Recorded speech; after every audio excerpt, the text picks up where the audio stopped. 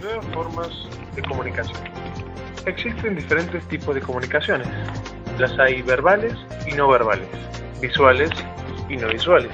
En la comunicación interpersonal, por ejemplo, el diálogo es algo instantáneo.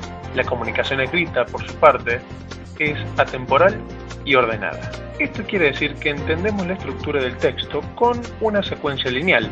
En las estructuras audiovisuales, al igual que en las estructuras de la escritura, el lector utiliza su imaginación.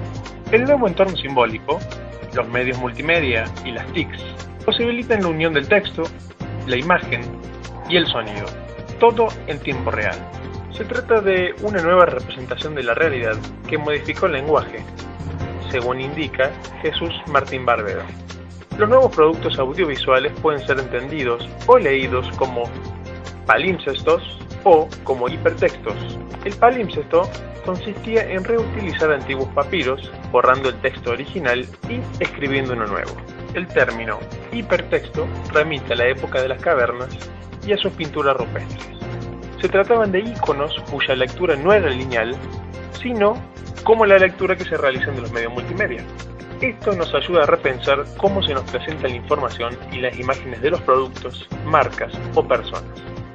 Sería importante repensar el papel de los medios para comprender sus mensajes o lo de sus clientes, sus códigos y así evitar cosificarse.